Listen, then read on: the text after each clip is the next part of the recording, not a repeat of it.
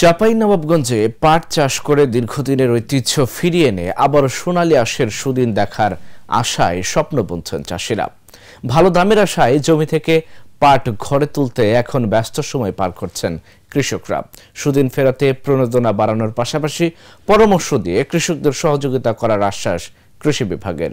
চাঁপাইনবাবগঞ্জ থেকে মোহাম্মদ আশিকুজ্জামানের পাঠানো তথ্যচিত্রে desk report. চলতি মৌসুমে চাঁপাইনবাবগঞ্জে পাটের ভালো ফলন হওয়ায় বাজারে ভালো দামের আশায় আঁশ ছড়ানোর কাজে ব্যস্ত সময় পার করছেন চাষিরা। অন্যদিকে গত বছরের তুলনায় মন প্রতি পাটের দাম বেড়েছে 1000 থেকে 1400 টাকা। মাঠে ঘাটে এখন পাট শোলা থেকে আঁশ ছড়ানোর দৃশ্য চোখে পড়ছে। গ্রামের নারী পুরুষদের দিনভর ব্যস্ততা এখন পাট নিয়ে। ফলন ধরেন 10 থেকে 15 মন, 12 মন, 13 মন যেটা যোগ্য হয়েছে। আর কী করেছে, পাটের ফলন ভালোই আছে, দামও ভালো আছে, মোটামুটি ভালোই আছে। সার পাঁচ যদি ঠিকভাবে দিতে পারা যায় আর দর দাম থাকে, কৃষক বাঁচায়, তাইলে আরও পাটটা উন্নত করা যাবে।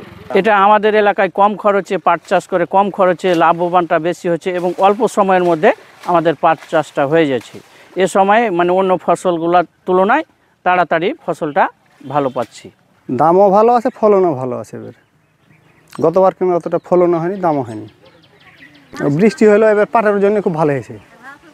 বৃষ্টি হলে পাটটা বাড়তে হয়, হয়তো আপনার হয় একটু খরা হলে একটু বাড়ে, মোটা স্বাস্থ্য হয়, কিন্তু স্বাস্থ্য হয়নি, মোটামুটি আপনার ভালো হয়েছে ফলনটা। দামটা ভালো আছে, দাম কম নাই, দাম 3500-3600 উপর শুরু করে 3500-3600 বেচতে পাওয়া গেছে। অতিরিক্ত পানির কারণে দামটা না, এইটা ফলনটা একটু কম হয়েছে, কিন্তু দামে পচে গেছে। চলতি বছর বাজারে পাটের দাম মন প্রতি 3000 থেকে 3700 টাকা, যা গত বছর বিক্রি হয়েছে 2000 থেকে 3000 টাকায়। এ বছর চৈত্র মাসে অতিরিক্ত খরা ও বর্ষার শুরুতে অতিবৃষ্টির কারণে ফলন আশানুরূপ না হলেও ভালো দাম পেয়ে খুশি পাট চাষিরা। বর্ষা আপনার ক্ষতি হয়েছে, বর্ষা আপনার খরার কারণে কিছু পাট বার হতে পারে। যারা চৈত্র মাসে আপনার পানি দিয়েছে তারা পাটটা কিন্তু আর বাহাল হয়েছিল, কারণ আর পাটটা ধরেন যে কাহারি 12 মন 13 মন বিঘে হয়েছে। আর যারা বৃষ্টির পানি দিয়েছে না, আকাশের পানির দিকে তাকিয়ে থেকেছে, তার জমিতে ধরেন ফলনটা কম হয়েছে, মানে পাটটা বার হয়নি, অর্ধেক বার হচ্ছে, অর্ধেক বার হয়নি, দিয়ে আপনার ওই পাটটাতে ফলন কম। টাকাটা পাওয়া গেছে বলেই কৃষকের জীবনটা বেঁচেছে, কারণ বৃষ্টির কারণে আপনার ফলনটা কম হয়েছে, বুঝতে পেরেছেন। তো এই বেকার মোটামুটি 2 বিঘা জমিতে টাকা পেয়েছি 80,000 মতন বাদশার দিয়ে। 1 বিঘাতে আপনার পাটে আপনার হয়তো 3000 হলে 1 বিঘাতে খরচ এনাফ হয়ে যায়, মানে পাটে খরচটা কম। 3100 থেকে 3700, 3100 নিচে বেচিনি, 3700 উপরে যেতে পারেনি।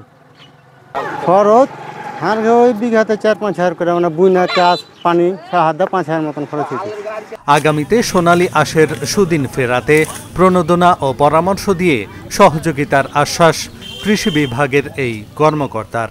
পানি ভালো থাকা, পরিষ্কার থাকা, পাটের আঁশের গুণগত মানও ভালো হচ্ছে এবং পাটের মোটামুটি তারা বাজার দাম ভালো পাচ্ছে। তবে যদি আরেকটু দাম যদি ভালো হতো তাহলে কৃষক হয়তো আরেকটু লাভবান হতো। আর গত বছরে আমাদের প্রায় চাঁপাইনবাবগঞ্জে 300 মেট্রিক টন পাট বীজ উৎপাদন করা হয়েছিল।